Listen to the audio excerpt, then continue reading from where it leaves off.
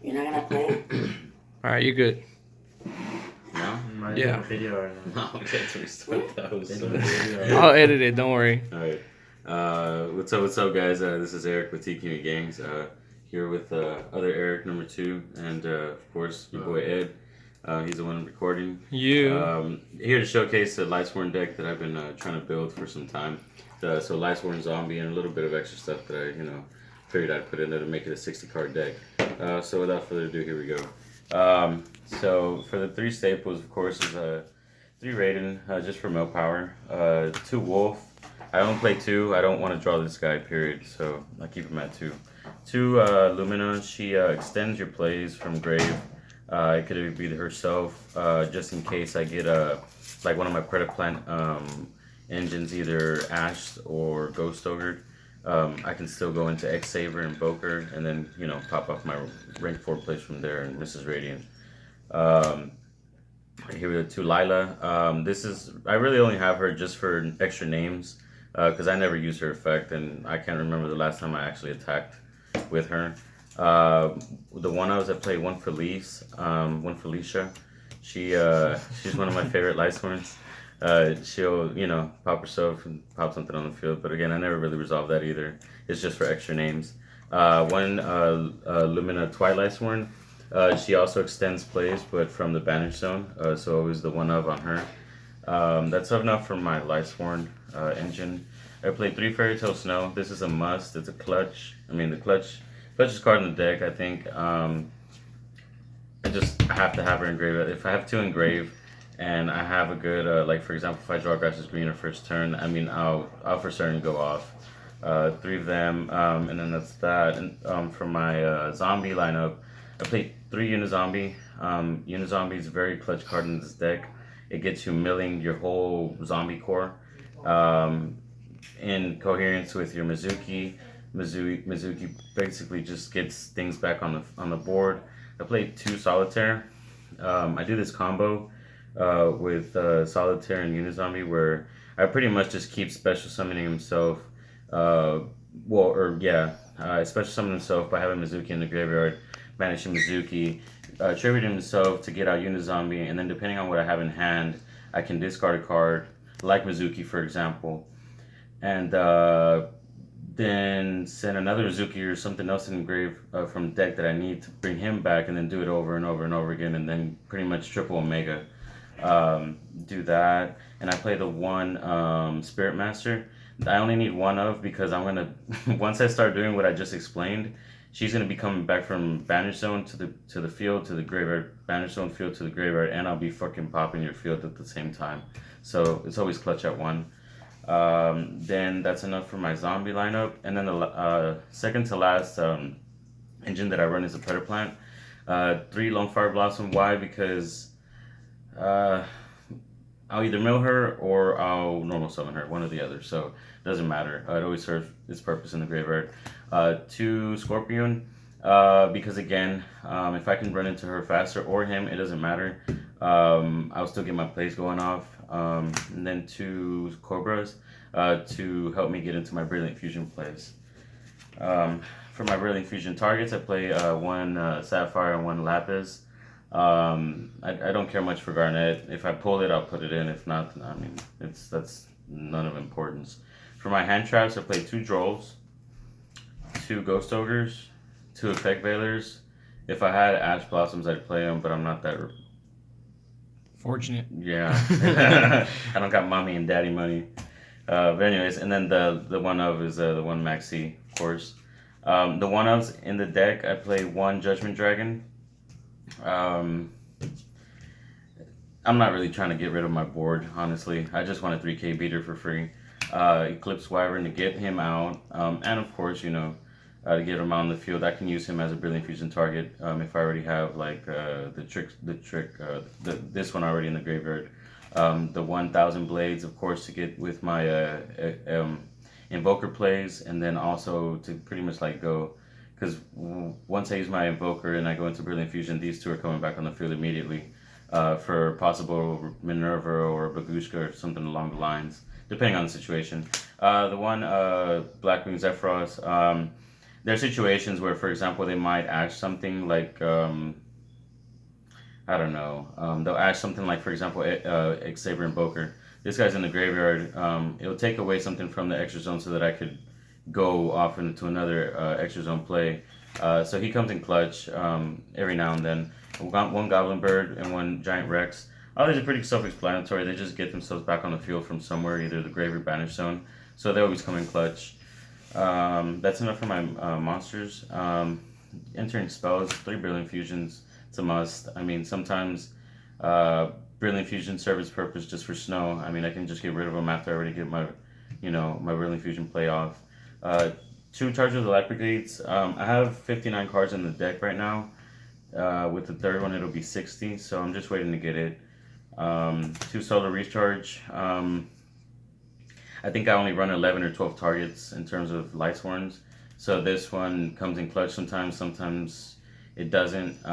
But either way, regardless, I mean, I'm going to get it off. The 3 Pot of Desires, I want to increase my roof, my ceiling as much as I can. At least drawing to buy 2 cards. It always helps, in my opinion. The 1 Grass is Greener. This card opening, I think, is just one of the best cards for this deck in general. Because, I mean, I get everything that I need in my graveyard, if not more. The 1 Reasoning. Sometimes they pick 4, sometimes they pick 3. I increase my odds. The 1 Soul Charge opening with this is crucial as well. 1 Rhoda and 1 Foolish Burial. I had to make extra room, but initially I put Foolish Burial because I was running Glow Bulb. That way I can play Literia Beast. But I had to make room, had to take some things out.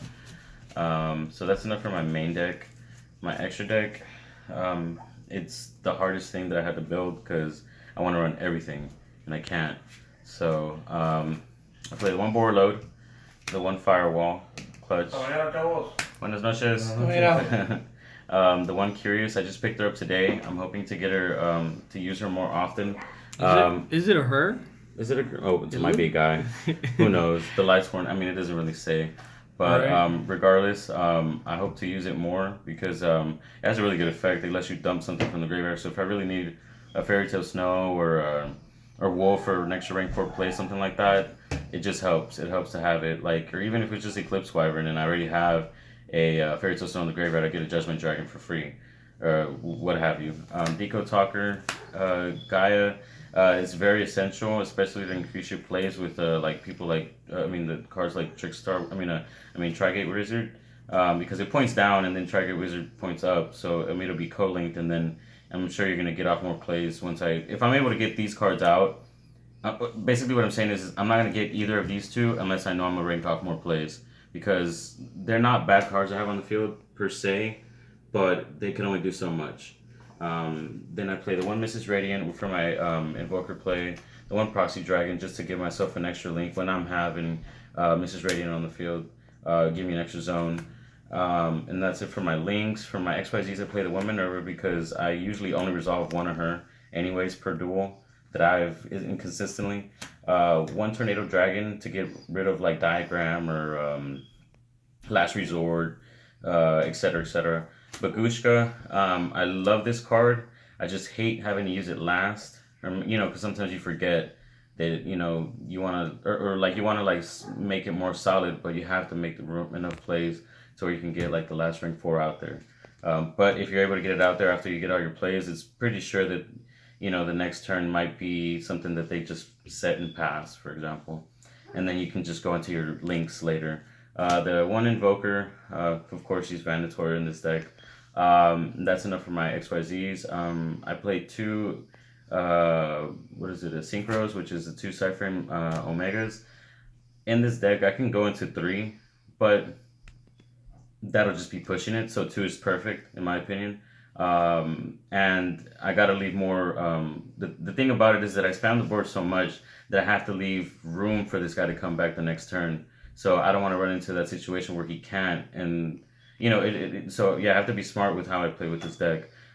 These guys very, very clutch because although I can say I pop their board, but then they somehow pop mine, this guy's lingering still, and I'm still getting direct damage. If there's nothing else on the field. And then the last card of my extra deck is going to be Seraph Knight, just for that extra normal summon that is very crucial.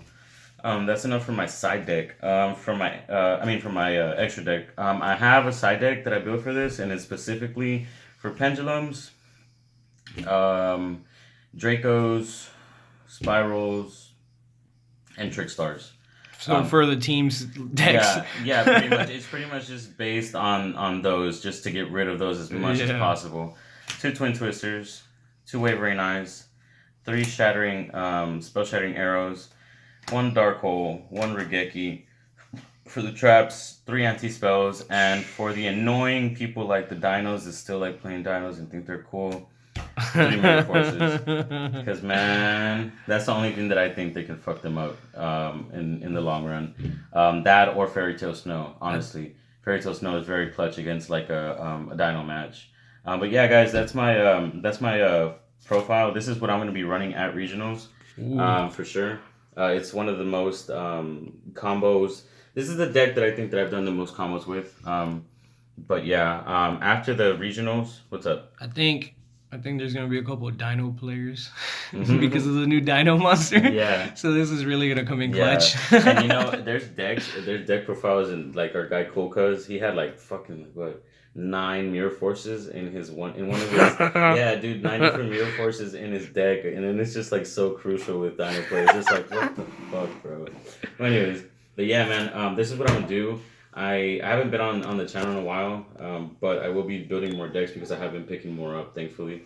I took a pause from like November to now, and I gotta tell you, I come back stronger than ever. So we hope as a team to make a dent at this regionals, and that's the ultimate goal. But anyways, I hope y'all like the deck. If y'all have any questions or any recommendations, I'll definitely take them in consideration.